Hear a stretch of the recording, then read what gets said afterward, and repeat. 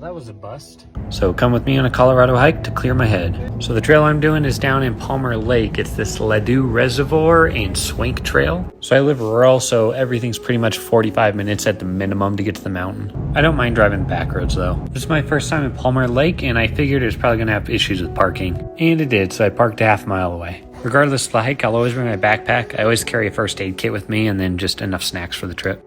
Half mile warm up through a neighborhood. I guess that worked out because at the trailhead it's all paid parking, and unfortunately no dogs allowed. A lot of the elevation gain is just within the first mile of the trail.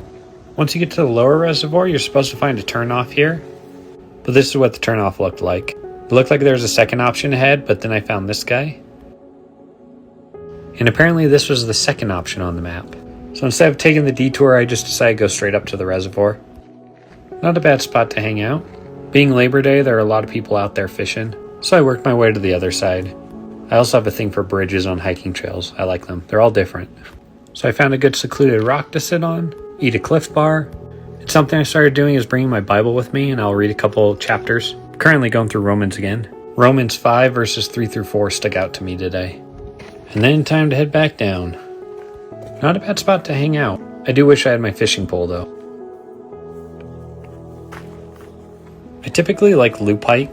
Out and back kind of turns into just repetitive. I don't know, second half turns boring to me.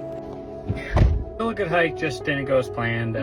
Those turnoffs, yeah, they're either washed out or cut away. I don't really know what was going on with that. I didn't see anything on All Trails comments, so not too sure. It looked like a month ago somebody did it, but it's still 4.7 miles, 692 feet elevation gain. This week I started getting back into hiking, and I've been going every other day. Weekly recap is 19 miles I've done, and then 2,642 feet elevation gain. Short hike today, but when you do that throughout the week, that's pretty good.